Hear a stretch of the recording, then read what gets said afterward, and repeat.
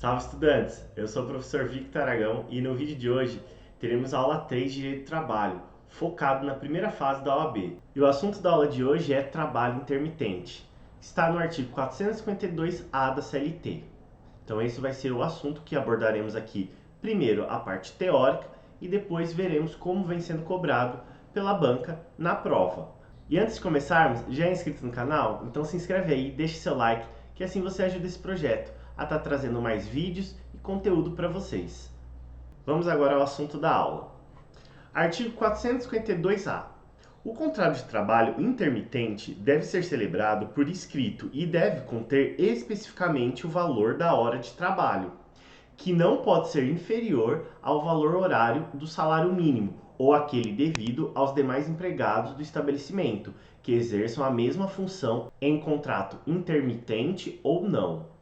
Então aqui no caput do artigo já vemos alguns requisitos para esse tipo de contrato de trabalho, que é ele tem que ser escrito e tem que estar destacado especificamente o valor da hora do trabalho, que não vai poder ser inferior ao salário mínimo ou ao valor da hora paga para os outros empregados da mesma função daquele estabelecimento. Continuando. Parágrafo 1º. O empregador convocará por qualquer meio de comunicação eficaz para a prestação de serviços, informando qual será a jornada, com pelo menos 3 dias corridos de antecedência. Então aqui temos um prazo muito importante. A partir do momento em que o empregador quer convocar aquele empregado que tem o contrato de trabalho intermitente para trabalhar, para prestar serviço, ele precisa pelo menos avisar, informar 3 dias corridos com antecedência àquele empregado. Continuando.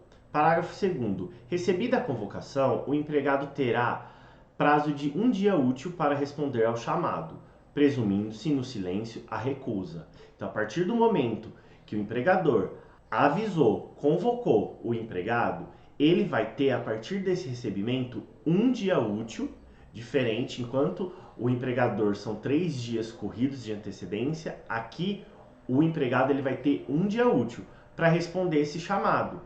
E se ele não responder nesse 1 dia útil, considera-se que ele recusou esse chamado para prestar serviço. Próximo parágrafo. Terceiro, a recusa da oferta não descaracteriza a subordinação para fins de contrato de trabalho intermitente. Aqui temos uma característica própria para esse contrato de trabalho intermitente. Ele pode recusar, o empregado ele pode recusar a oferta se ele quiser. E isso não vai descaracterizar o contrato de trabalho. E não vai estar caracterizado em subordinação perante ao empregador. Seguindo com a aula. Parágrafo 4º.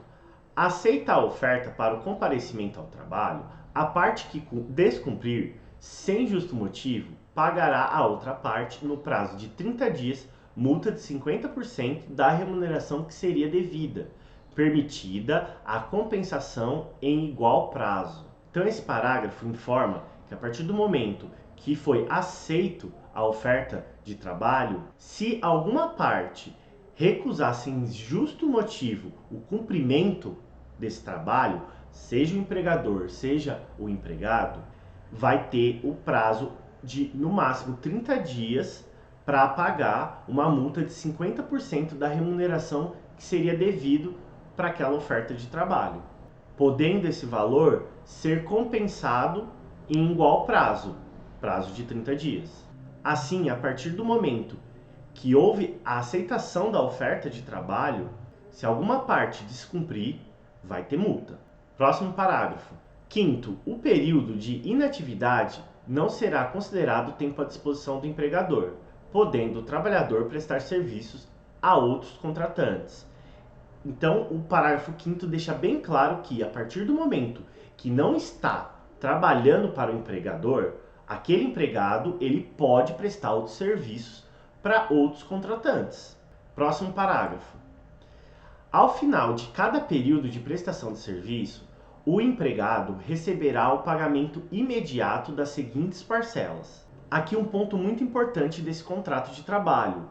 Quais parcelas devem ser pagas a partir do momento que se encerrou aquela prestação de serviço e precisa o pagamento ser imediato. Inciso 1. Remuneração, inciso 2, férias proporcionais com acréscimo de 1/3. Inciso 3, 13º salário proporcional ao tempo da prestação do serviço. Inciso 4, repouso semanal remunerado. Inciso 5, adicionais legais. Então, todas essas parcelas devem ser pagas a partir do momento que se encerrou aquela prestação de serviço. Continuando, parágrafo 7º. O recibo de pagamento deverá conter a discriminação dos valores pagos relativos a cada uma das parcelas referidas no parágrafo 6º. Portanto, o recibo de pagamento desse trabalho, ele deve estar discriminando todos os valores pagos que acabamos de ver no parágrafo anterior, os incisos. Continuando. Parágrafo 8º. O empregador efetuará o recolhimento da contribuição previdenciária e o depósito do FGTS na forma da lei, com base nos valores pagos no período mensal, e fornecerá ao empregado comprovante do cumprimento dessas obrigações. Então, mais um requisito aqui necessário que o empregador deve fazer, que é recolher a contribuição previdenciária e o depósito do FGTS, proporcional ao período mensal, conforme comprovante que ele deve fornecer ao empregado. Próximo, parágrafo 9º. A cada 12 meses, o empregado adquire direito de usufruir, nos 12 meses subsequentes, um mês de férias, período no qual não poderá ser convocado para prestar serviços pelo mesmo empregador. Então, aqui dá o direito de férias àquele empregado. Não é porque você tem um contrato de trabalho intermitente que você não vai ter direito às férias. Continuando, tá gostando da aula? Então se inscreve aí no canal, deixa seu like, que assim você ajuda esse projeto. Me segue lá no Instagram, sempre estou postando dicas, conteúdos. Quando sai vídeo novo aqui no canal, eu aviso por lá. Depois da teoria, agora vamos ver na prática como vem sendo cobrado esse assunto. FGV 2022, questão 1. A churrascaria Boi Gordo tem movimento variado ao longo dos diversos meses do ano. A variação também ocorre em algumas semanas, razão pela qual decidiu contratar alguns empregados por meio do chamado contrato intermitente. Diante disso, esses pretensos empregados ficaram com dúvidas e consultaram você, como advogado, para esclarecer algumas questões. Assinale a opção que indica corretamente o esclarecimento prestado. Então vamos às alternativas. Letra A. O tempo de resposta do empregado em relação à convocação para algum trabalho é de um dia útil para responder ao chamado, e o silêncio gera presunção de recusa. Perfeito! Como vimos, a alternativa correta é letra A, conforme artigo 252-A, parágrafo 5º. Vamos ver o erro das outras. Letra B. O empregador poderá convocar o empregado de um dia para o outro, sendo a antecedência de um dia útil, portanto. Errado, vimos que é 3 dias corridos. Letra C. Para o empregado, existe um limite de recusas por mês. Errado, não existe isso. Letra D. O contrato intermitente pode ser tácito ou expresso. Errado, como vimos, ele tem que ser por escrito. E lembrando que, além de ser por escrito esse contrato, o recibo de pagamento tem que estar discriminando todos os valores e todas as parcelas pagas no término daquele contrato. Bom, assim chegamos ao fim de mais uma aula, espero que tenham gostado. Vimos um assunto muito importante cobrado pela Banca FGV. Qualquer dúvida, deixe aí nos comentários que eu respondo vocês e até o próximo vídeo, estudantes!